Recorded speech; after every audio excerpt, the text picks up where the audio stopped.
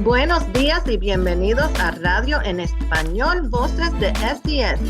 En el cuarto podcast de Voces de SES y en celebración del mes de la herencia hispana, vamos a disectar nuestros dialectos diversos y conversar un poco sobre por qué no debemos controlar la gramática con un grupo de profesionales locales. Esta conversación será moderada por José Flores Vázquez, asesor legal de SES. Por favor, noten que todos los panelistas representan varios países hispanohablantes y organizaciones que apoyan a nuestra comunidad Latinx. Gracias por sintonizarse y por escucharnos hoy. Muchas gracias por la bienvenida, Elianet. Y muchas felicidades a nuestros seguidores en el mes de la hispanidad que comienza esta semana. Y celebrando la diversidad de nuestra comunidad hispana, tenemos un tema muy interesante para el día de hoy, trabajando lo que es el lenguaje. Hoy nos acompañan diversos representantes de la academia y de los medios que nos estarán ayudando y navegando a través de este muy interesante tema. Nos acompañan en el día de hoy en representación de Memphis Noticias y un periodista latino en nuestra comunidad, el señor Manuel Durán. Manuel, cuéntanos un poco de ti, qué haces y de dónde vienes. Muchísimas gracias, José, y desde luego a todos los panelistas. Soy Manuel Durán, soy de El Salvador, ya con muchos años en el ámbito periodístico, 12 años acá en Memphis para estar muy al tanto pues, con la información para nuestra comunidad y de todo lo que sucede justamente en nuestra comunidad. Es un gusto estar en esta conversación y bueno, espero aportar algo importante para que esta conversación sea amena y desde luego sea de beneficio para los oyentes y por supuesto los televidentes. Bienvenido, Manuel, y muchas gracias por estar con nosotros. Gracias. También nos acompaña de la Universidad de Memphis un profesor en lenguas foráneas, el señor Iván Ortega Santos. Don Iván, cuéntenos un poco de usted y lo que usted hace en Memphis y de dónde viene. Claro, encantado y por supuesto muy agradecido por la invitación.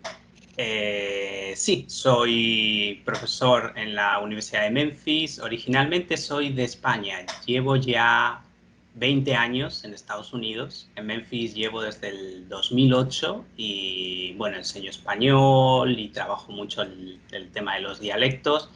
Y como digo, estoy muy agradecido porque el tema del que vamos a hablar hoy es muy importante para nuestra población, el tema de la gramática. Gracias por estar con nosotros y bienvenido. Y por último, nos encontramos también con Diana Ruggiero, también otra profesora de nuestra Universidad de Memphis, otra tigresa en el programa. Cuéntanos un poco de ti, Diana, de dónde vienes y a qué te dedicas. Gracias, José, y saludos a todos los que están aquí con nosotros, también escuchándonos. Mi nombre, como dijiste muy bien, es Diana y Ruggiero. Soy originalmente de Argentina y también soy profesora en la Universidad de Memphis hace unos 8 años. Y me interesa mucho el tema de lo que vamos a hablar hoy. Especialmente trabajo en el área de la interpretación y la traducción médica y algunos de los estándares con los doctores y las enfermeras y todo este tipo de interacciones. Entonces, me parece que vamos a tener una conversación muy buena y estoy muy emocionada de estar aquí y gracias por la invitación.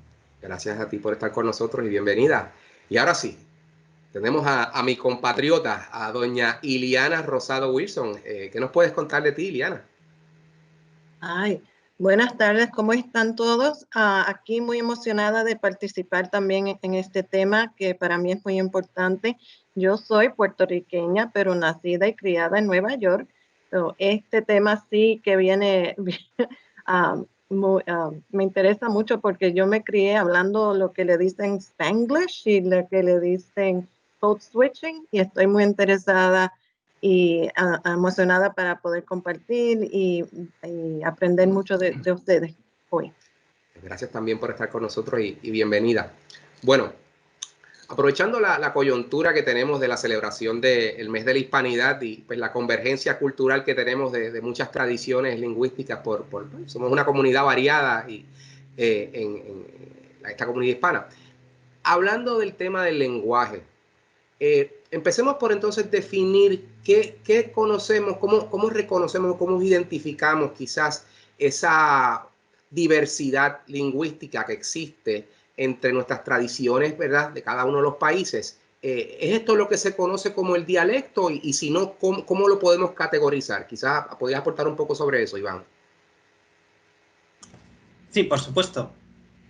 Cuando nosotros hablamos de diversidad lingüística y de dialectos, muchas veces estamos pensando por países, ¿no? Como yo hablo español de Argentina, yo hablo español de Puerto Rico.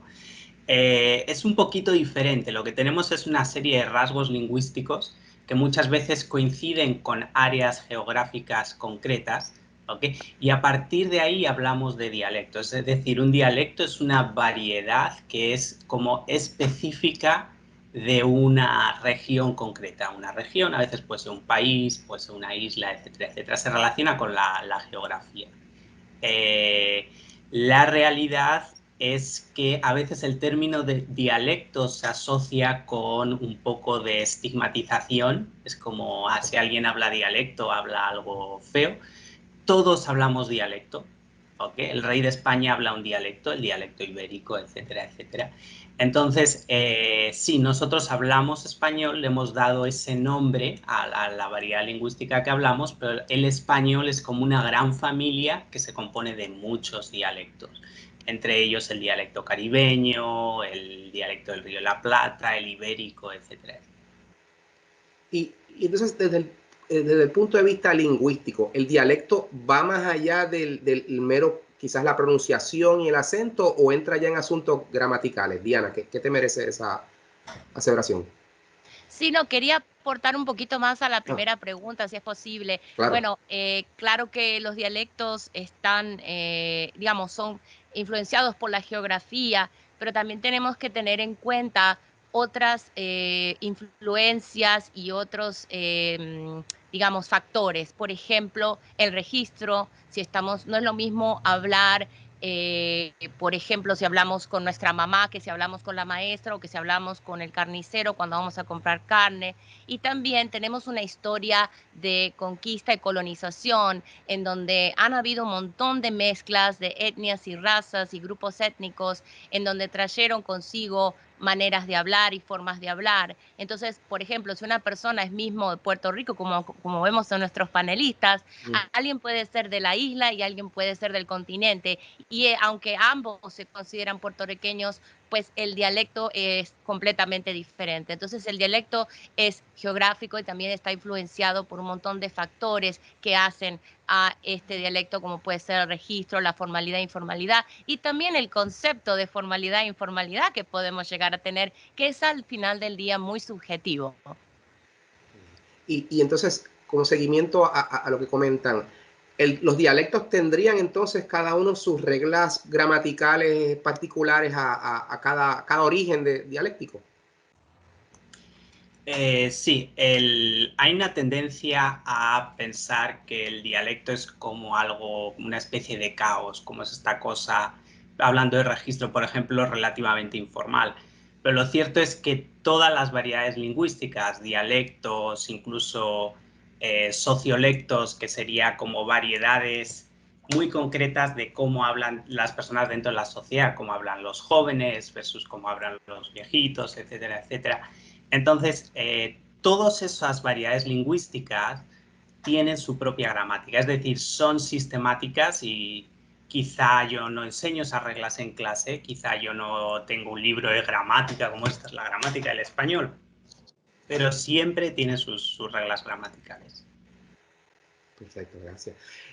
Manuel, desde el punto de vista de quizás tu experiencia en los medios y como un comunicador a nuestra comunidad latina, el tema quizás de esa, vamos a decir, exactitud en la comunicación, ¿cuán importante resulta para la industria de los medios y como comunicador de nuestra comunidad?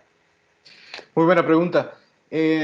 Yo creo que nosotros como periodistas y medios de comunicación estamos quizá como obligados a hablar bien, a escribir bien y desde luego comunicarnos bien. Entonces siento a veces que tenemos como esa presión que debemos hacer las cosas correctamente porque se considera como que hay una percepción de que nosotros también somos, a la hora de comunicar, somos al mismo tiempo maestros, de alguna manera, como que estamos enseñando y de alguna forma es comprensible.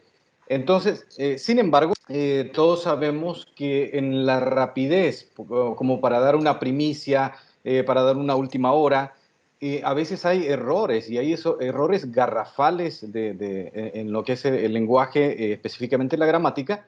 Y yo creo que en algunos casos no se hace conscientemente, sino es a veces por esa, digamos, urgencia de que la noticia la quiero dar yo, no quiero que me gane mi competencia, etcétera, etcétera, etcétera. Pero creo que sí es un papel importante que nos damos como comunicadores a la hora de dar a conocer el mensaje que queremos transmitir. Porque siento, y acá creo que no me van a dejar mentir los maestros en este tema y los expertos en este tema, que la puntuación le puede dar otro sentido a lo que es el mensaje que nosotros queremos dar. No solamente la puntuación, sino también la intención, cómo es que vamos a trasladar ese mensaje. Entonces, yo creo que la gramática, el cuidado de escribir bien un artículo o cómo darlo a conocer, si es una radio o es en la televisión, yo creo que es fundamental para nosotros como periodistas. Elianet, quizá por el hecho de tu experiencia como una latina pues, criada en los Estados Unidos y en tu caso particular como puertorriqueña nacida en Nueva York, ¿cómo ha sido tu experiencia personal en esa, ¿verdad? Esa divergencia de tener pues, dos culturas y tener que pues, lidiar con dos lenguajes? ¿Y existe, basado en lo que tú has podido vivir, ese sesgo, quizá esa, vamos a decir, esa visión quizá un poco despectiva hacia como la manera que tú te comunicas y tu experiencia lingüística? Sí, sí. Yo siempre digo que yo soy bilingüe y bicultural, porque navego en dos mundos que quizás sean separados, pero unidos a la misma vez. Y yo me crié con todas mis amistades, mi familia, hablando español. En mi casa no se hablaba inglés, solamente español. Pero mi español, yo sé que no es perfecto. Y a veces hablando con diferentes personas de diferentes países, me lo han dejado saber, que mi español no es perfecto. Pero en el mundo donde yo me crié con las amistades y mi familia, nosotros hablamos 3 palabras en español, 2 en inglés, conversamos con los 2 idiomas muy fácilmente. Es muy natural que hablemos y que por ejemplo, yo voy para el parque, yo no voy para el parque y no pronuncio las R's, pero siempre ha sido gente de otros países que piensan, que me han dejado saber que mi español no ha sido perfecto, pero en el mundo mío sí, es muy natural y la comunicación, nos comunicamos igual, es aceptable. Y también, yo soy segunda generación y tengo hijos. Mis hijos son tercera generación. Ellos no hablan español, por mi culpa, pero es importante que ellos sí se sientan apoyados por la comunidad y que se sientan parte de la comunidad y que siempre sepan que ellos también son igual de latinos que somos todos nosotros. No hablan español, pero es importante que se sientan orgullosos de su herencia. Partiendo de ese punto, y me gustaría quizás que aquí nos podrían asistir en esta pregunta los representantes de la academia, hablemos del concepto de lo que, en ausencia de un mejor término, lo que le llaman el grammar police o la policía de la gramática. ¿Qué se entiende por eso, de ese término de la policía gramática para efectos de la academia? Si me puedes abordar eso, Diana. Sí, claro. Bueno, el policía de la gramática, en el caso de los profesores de español, creo que eso es parte de nuestro trabajo, o sea, el corregir un error, ¿no? Eso se hace dentro de un aula, pero con mucha metodología y con un pensamiento detrás de la manera y de la forma que vamos a corregir.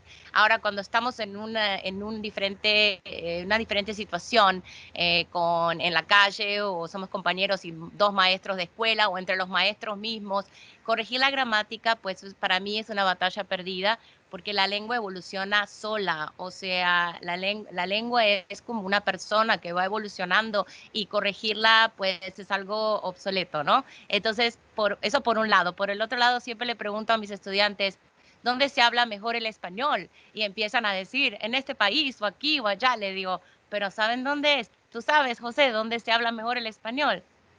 No sé dónde. Donde se entiende, claro, donde la gente se puede entender. Cuando te entiendes el uno con el otro, como decía recién Ileanet, si tú te entiendes con tus amigas, pues es fantástico. Lo que hay es contextos en donde vamos a ser más formales e informales. Si le vas a escribir una carta al Papa, pues quizás le vas a poner un poco más de formalidad y un poquito más de atención a la gramática y a la sintaxis. Pero claro, si me hablas a mí, pues si los dos entendemos español e inglés, vamos a tener una conversación fantástica. Y hablando de lo que decía Ilenet, quiero recomendarles a todos un libro de Esmeralda Santiago que se llama Cuando era puertorriqueña, When I Was Puerto Rican, que habla de la transición de ella desde que vino de la isla al continente, y de su transición lingüística, ¿no? De hablar los dos idiomas, y de su experiencia cultural. Así que esto es un gran libro que podríamos leer todos, y los padres especialmente, y los estudiantes.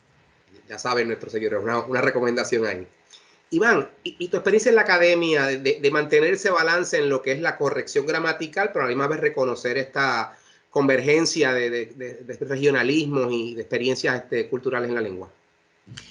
Sí, bueno, algo que ha mencionado Diana es que sí, es la función del profesor corregir, ¿ok? Pero el corregir debe ir de la mano, y a veces esto no lo enfatizamos lo suficiente, debe ir de la mano con una pedagogía crítica, una idea de si, por ejemplo, mi alumno usa la palabra aiga, cuando nosotros sabemos que en el estándar tiene que ser haya. ¿Qué significa tiene que ser? Yo le voy a tener que informar al estudiante de, mira, existe un estándar.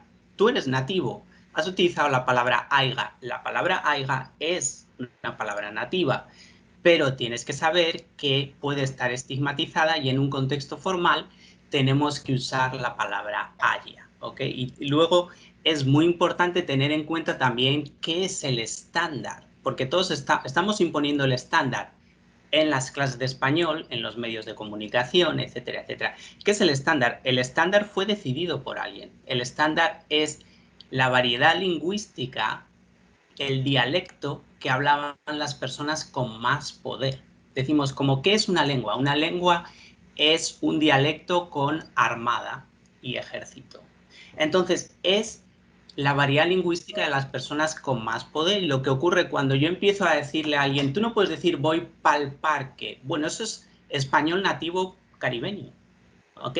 No es incorrecto, lo que es un registro no formal. Entonces hay que tener muy en cuenta de que todos los rasgos lingüísticos son perfectos. Lo que ocurre es la asociación con los grupos de poder, y eso lo vemos muy claramente, por ejemplo, en el caso del español, el inglés afroamericano, que está muy estigmatizado, pero es una variedad nativa, ¿ok?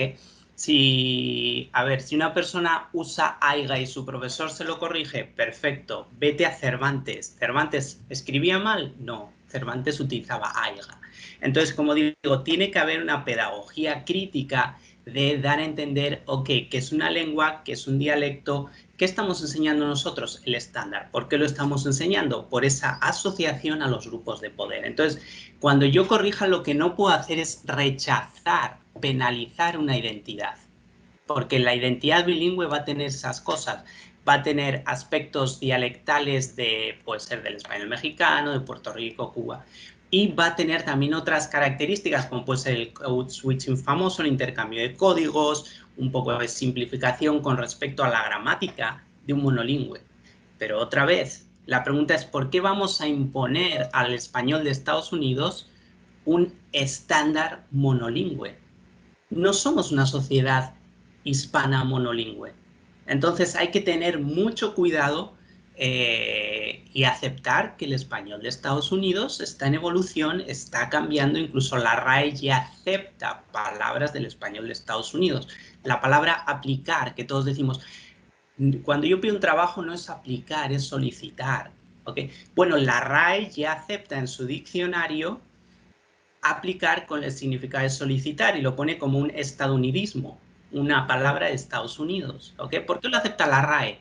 Bueno, hay 48 millones aproximadamente de hablantes de español en Estados Unidos. Entonces, es el segundo país con más hablantes de español después de México. Entonces, nuestra aproximación no puede ser golpear a los hablantes bilingües. Habrá que ver, habrá que discutir críticamente, ok, cómo es su español, y ahí tenemos los cursos para hablantes de herencia, de ayudarles no solo con su español, sino también con el trauma de la sociedad golpeándoles. Disculpen que hable tanto, pero no, para nada. Es importante clarificar estas cosas. Y me parece interesante ese acercamiento, se podría decir como el lenguaje en la posmodernidad, de no reconocer quizás esas estructuras clásicas, sino que reconocer esa variedad y diversidad que tenemos en el lenguaje. Manuel, ¿querías comentar algo? Okay. Sí, perdón. Me llamó la atención muchísimo lo que Iván mencionaba en un punto, y es con respecto a la diversidad, que también tú lo mencionabas, a la hora de mezclar lo que es el lenguaje, digamos, de estándar que mencionaba Iván, y además mezclarlo con el lenguaje regional. Entonces nos encontramos con con una abundancia en el lenguaje en nuestras regiones, en nuestros países. Pero me llama la atención hacer como un tipo de comentario, porque luego cuando venimos a Estados Unidos nos encontramos no solamente en la parte del lenguaje, que es el tema que estamos hablando ahora mismo, sino también en costumbres, culturas, que esos son otros temas, pero que de alguna manera nos impactan. Pero yo creo que el impacto más fuerte es a la hora del lenguaje. Hay cosas que lo que dijo, por ejemplo, un argentino, un uruguayo, una persona de Centroamérica, una persona de México, varía a lo que tal vez quiere expresar en algunos casos una persona de lo que es el Caribe, ¿no? Entonces hay algunas cosas que no logramos entender, pero creo que ese es lo lindo de la diversidad en Estados Unidos, porque nos vamos acostumbrando a esa diversidad en el lenguaje. Quería hacer esa aseveración. Qué bien, gracias. Diana, ¿querías comentar algo? Bueno, muchísimas gracias. Sí, estoy muy de acuerdo con lo que compartió el profesor Iván, porque estos estándares existen y cuando enseñamos tenemos que acercarnos a ellos, y también existe la diversidad de estándares, ¿no? Aunque haya, por ejemplo, la Real Academia Española, sabemos que muchas veces las reglas son diferentes en Latinoamérica y existen diccionarios alternativos a la Real Academia Española que se ajustan más a una realidad un poco más latinoamericana, ¿no? Porque obviamente hemos sido un resultado de un mestizaje y una hibridización, no solo lingüística, pero sino cultural y étnica, ¿no? Entonces, hay que tener en cuenta algunos factores. Por ejemplo, el hablante de herencia. ¿Qué es un hablante de herencia? Bueno, quizás en algunos, porque también definir cosas es muy subjetivo, pero por ejemplo, un hablante de herencia es aquel que a lo mejor habla español en su casa o tiene padres de origen hispano en donde se habla español en la casa, pero también puede ser aquella persona que vivió en la calle 8, pero que es de Alemania, o sea, no tiene nada que ver quizás con esto de ser latino étnicamente o racialmente. Y también el español que se habla en la casa a lo mejor viene de una o dos generaciones atrás y es un español que vino con una inmigración. O sea, si mis padres inmigraron en el año 2000, pues su español va a ser una representación del año 2000, de ese país donde han inmigrado. Y yo he aprendido a hablar como mis padres. Y cuando estoy hablando en los Estados Unidos español, estoy hablando de alguna manera como mis padres en el año 2000, mezclado con lo que estoy aprendiendo cada día con todo lo que nos influencia, que es la tecnología, la radio, la televisión. Por eso, primero también quería agregar que para ser latino no hace falta hablar español, o sea, la identidad Latinx no incluye el hablar español, que si uno habla español, pues es algo agregado y es algo fenomenal que podemos incentivar. Entonces, más bonito que estar haciendo ser policía de gramáticos o corregir la gramática de otro es enseñar una canción o una buena película o un buen libro para poder desarrollar y que la lengua siga evolucionando, ¿no? En lugar de estar corrigiendo, porque también el corregir o el pensar que mi dialecto es superior a otro tiene mucho que ver con la percepción individual de autoridad. O sea, yo como profesora puedo llegar a creer que soy la autoridad, pero también las autoridades lingüísticas son todas aquellas personas que le están enseñando la lengua a mis estudiantes, ¿no? Y también hay que observar de dónde somos los profesores que estamos enseñando y a quiénes les estamos enseñando. O sea, en la academia, si tenemos la mayoría de la población de origen mexicano, ¿por qué no tenemos más profesores de origen mexicano enseñando en las instituciones? Bueno, eso lo dejo picando. No, claro, claro. Y yo creo que el consenso ha sido que realmente hay que tener mucho cuidado con estigmatizar quizás esas expresiones lingüísticas que son muy particulares a cada uno de los miembros de nuestra comunidad. Iliana, quería conversar contigo en el trabajo que tú haces en FACE, que obviamente te tiene un contacto directamente con nuestra comunidad de padres y estudiantes. ¿Cómo ese fenómeno de esa convergencia lingüística se manifiesta que tú has podido palpar, que representa quizás unos escollos en la comunicación o unos retos para nosotros como distrito? Sí, muy buena pregunta. Lo que yo he observado más es que como padres de niños que se están criando aquí, los niños que se crían aquí no van a no se están criando en sus países nativos o no van a estar estudiando como estudiaron sus padres, no van a estar expuestos solamente a la cultura y a la familia de donde vienen sus papás. Los papás tienen que hacer como tuvo que hacer mi familia, ¿verdad? Aceptar que estamos en dos comunidades a la misma vez y que el niño o la niña que está estudiando aquí en los Estados Unidos va a ser americano y va a ser hispano. No es que vamos a perder la identidad, sino que tenemos dos identidades a la misma vez. Y a veces los padres quieren exigir que el niño o la niña pues solamente hable español en su casa y yo estoy 100% en apoyo, 100%, porque sí, es muy difícil para una persona que está alrededor de todo el mundo hablando inglés mantener ese idioma si no lo practica. Lo que tenemos que hacer, en mi opinión, es seguir alentando a los papás que sí, que ayuden a sus hijos a mantener su cultura, a mantener las costumbres, a mantener todo lo que es ser hispano, latino, la comida, la música, todo eso. Porque si pierden el idioma a través de 2 o 3 generaciones, pero todavía, como dijo la profesora, seguimos siendo hispanos, seguimos siendo latinos. Y es muy importante que los niños que estén ahora perdiendo un poquito del idioma continúen a sentirse unidos y apoyados por la cultura, por su gente, porque no vamos a dejar de ser hispanos más que porque perdamos el lenguaje. Es muy importante que los padres apoyen a sus hijos, pero entiendan que son dos culturas a la misma vez. Qué bien. Y Manuel, desde el punto de vista de los medios, ya habías comentado anteriormente esa importancia del aspecto pues, de la corrección y la gramática cuando estás comunicando como un lenguaje formal. Ahora bien, y esto viene por una conversación que hace muchos años me acuerdo que tuve con otras personas relacionadas a hispanas también, sobre lo que es esa neutralidad del acento. Tu experiencia en los medios, porque obviamente hay unas estigmatizaciones que vienen a ciertos, no sé si dialectos, pero en unos acentos particulares. ¿Cuál ha sido tu experiencia en los medios en cuanto quizás esos escollos que se le ponen a la comunidad latina sobre buscar esa neutralidad en el acento, en el lenguaje para ser más asequible, ¿verdad? A una comunidad más amplia? ¿Qué podrías decir sobre eso?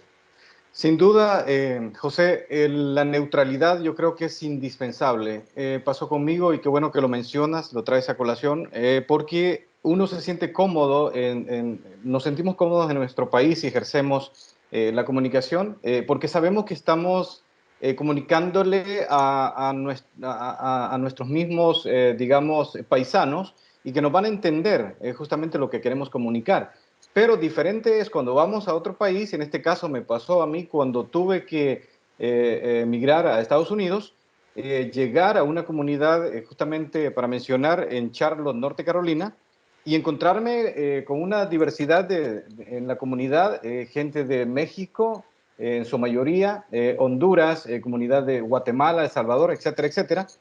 Entonces, luego se da la oportunidad en la estación donde me toca trabajar y tengo esas muletillas de comunicación que venían del Salvador. Entonces, yo tuve que reinventarme para poder encontrar una neutralidad en el lenguaje para poder llegar. No fue fácil. Yo creo que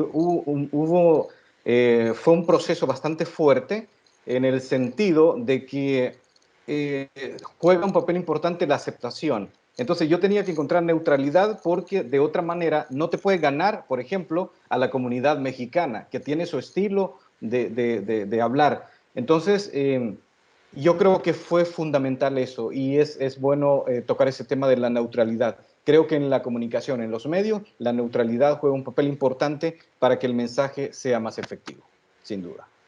Y es bien, desde el punto de vista, por lo menos nosotros como el distrito escolar de Shelby County, quizás a veces tenemos esas dificultades, sobre todo cuando estamos traduciendo información o textos para poder comunicarlos a nuestra comunidad, en donde quizás encontrar el vocablo perfecto que envíe ese mensaje y sobre todo pues sé que Talía, nuestra asistente de producción también, nos resulta esa dificultad de que a veces cuál es la palabra correcta. Pero mira, en este país significa una cosa y en este otro puede ser algo ofensivo. Y esa dificultad de navegar es quizás lo que nosotros debemos estar conscientes de, que en esa multiplicidad de expresiones lingüísticas tenemos que estar conscientes de que hay que ver y quizás ser un poquito más abierto a esa situación. No sé si quieres contribuir algo sobre ese asunto, tu experiencia, Diana, sobre ese tema. Sí, perdón, ¿cuál es la pregunta de nuevo? O sea, pues estábamos hablando y también me gustaría después que Iván y Lianet contribuyeran, pero es esa dificultad, ¿cómo ustedes manejan desde el punto de vista de la academia, esa dificultad de la traducción de vocablos? Por ejemplo, en Puerto Rico, cuando tú vas a tomar algo o agarrar algo, pues tú dices coger, ¿verdad? Voy a coger el bate o coger el palo. Y eso en otros países es una situación ofensiva y no se puede decir. Quizás ahora mismo tenemos muchos seguidores en Argentina no, que están brincando. Se agarra. Sí. Bueno, en el contexto de la traducción y la interpretación y este tipo de cosas, obviamente, especialmente en ese verbo hay que tener un poco de cuidado, claro, con la connotación que puede llegar a tener en otros países. Pero una vez que uno está expuesto, gracias a la exposición a otras personas, te vas dando cuenta que tiene otro significado, porque tiene que ver mucho que ver el contexto. Y con esto quiero decir que esto tiene mucho que ver en la traducción. O sea, no es lo mismo si voy a traducir un poema en donde quiero mantener el mensaje original poético versus si voy a traducir lo que dijo el médico puntualmente en cuanto a la terminología que utilizó para diagnosticar a alguien, o en una, por ejemplo, ecografía donde tengo que ser preciso. O sea que esta traducción tiene que ver con el contexto del mensaje, si es un mensaje formal, si es un mensaje para los padres. Por ejemplo, yo he trabajado con la traducción de la registración de los estudiantes y trato de alguna manera, como Manuel, de encontrar un español neutro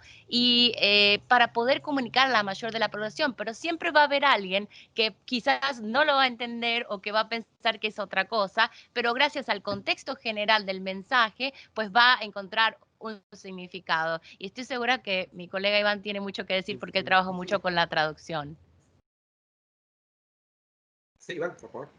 Sí, yo estoy totalmente de acuerdo y eso es importantísimo. Es como cuando hay ruido al hablar. Yo no entiendo todo perfectamente, pero el contexto me ayuda. Entonces, nuestro cerebro está diseñado para adaptarse, etcétera, etcétera, y el contexto es importantísimo.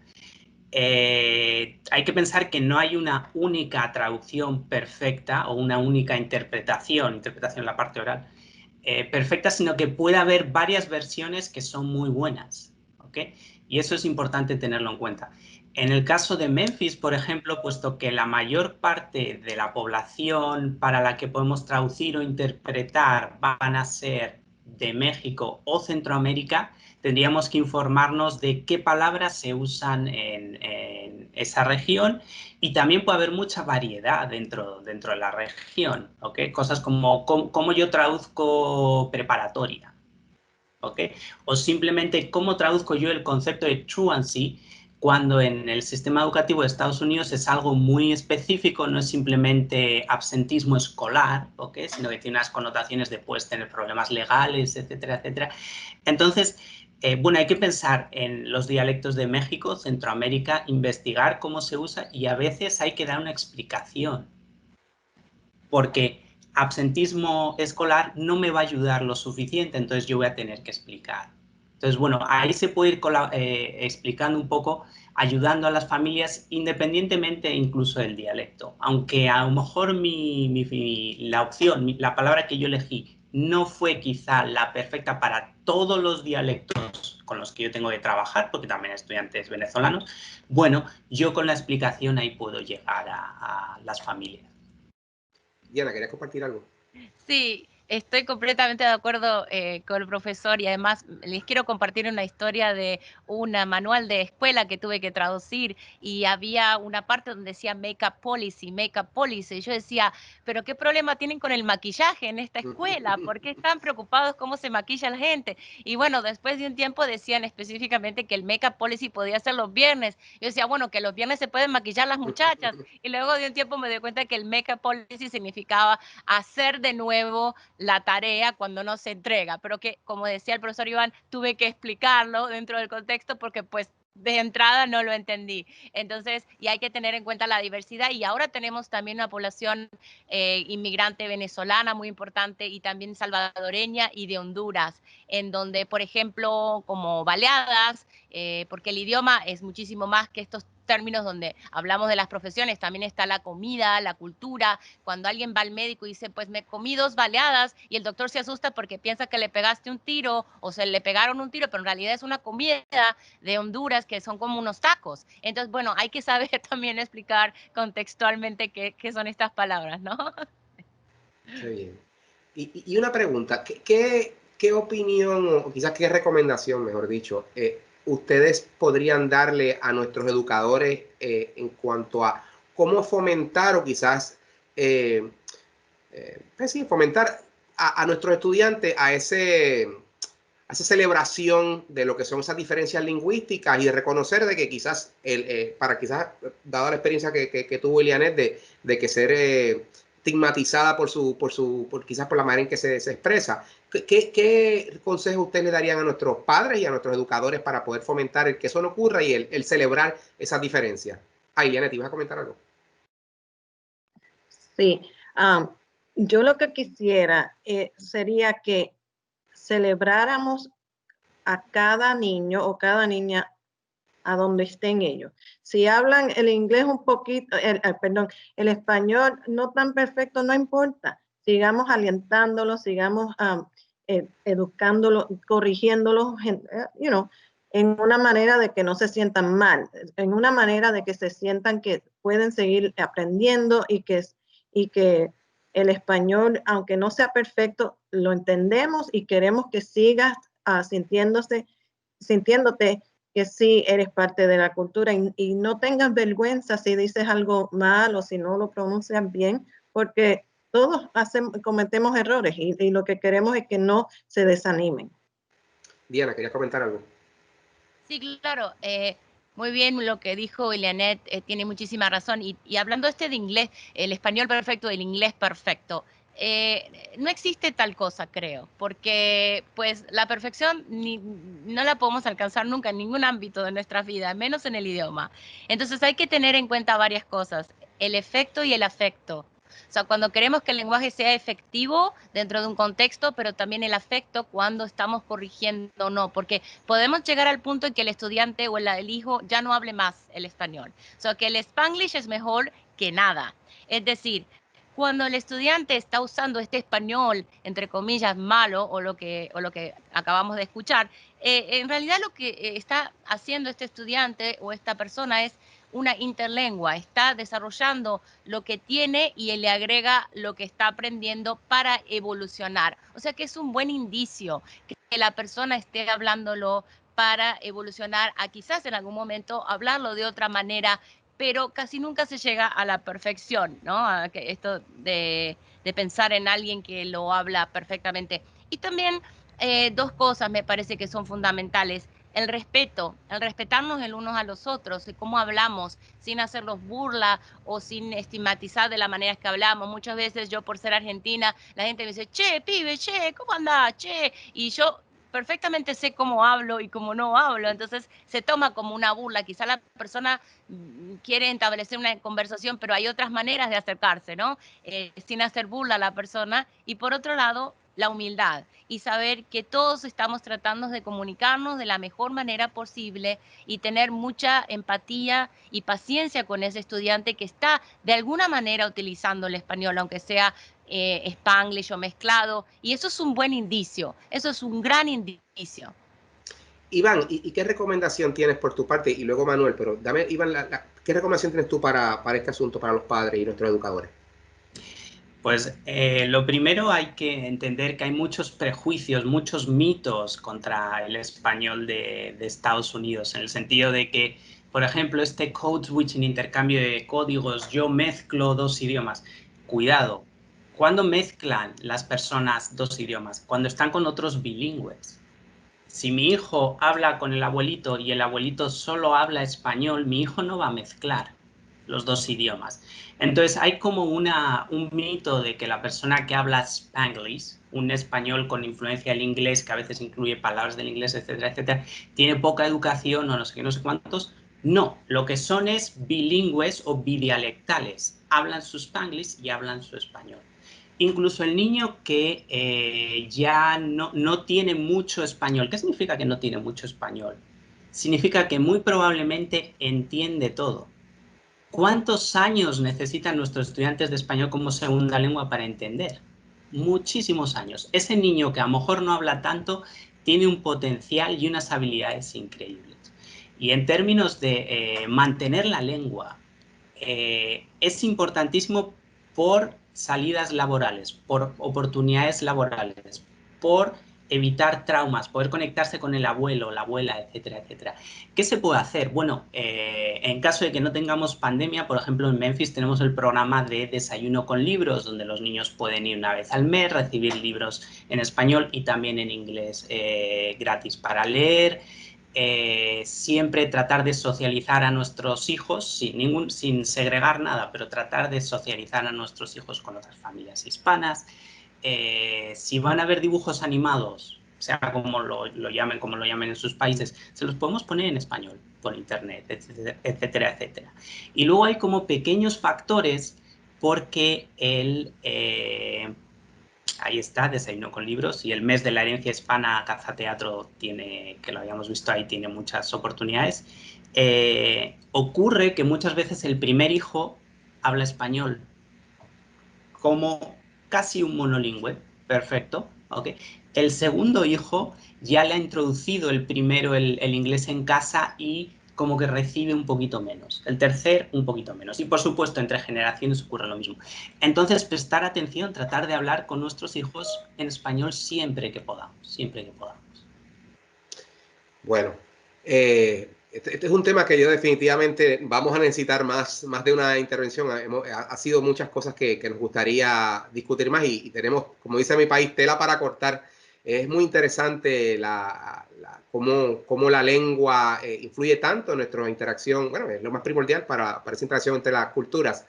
Queremos agradecer a nuestros participantes en el día de hoy por darle su tiempo y poder contribuir a esta conversación tan importante para nuestra comunidad.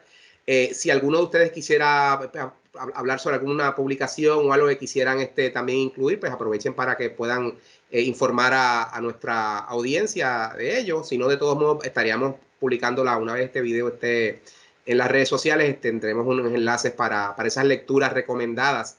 Sí, vas a decir algo, Diana. Sí, bueno, tenemos la página de la doctora Kim Potofsky, que tiene muchos recursos para los hablantes de herencia y tiene cosas muy interesantes, y quería, bueno, recomendarles, después les voy a pasar el link para poder compartirlo con nuestra comunidad. Perfecto. Pues así lo haremos entonces, y tendremos todos esos enlaces disponibles en nuestras redes sociales para que nuestros seguidores puedan acceder a esos recursos tan importantes para navegar este tema. Bueno, sin más tiempo que decir, queremos agradecerle de nuevo a nuestros participantes por comparecer y contribuir a este importante tema. Queremos también agradecer en la parte técnica a la señorita Talia Palacio y también a Kathy Hart. Así que sin más nada, hasta la próxima. Muchas gracias.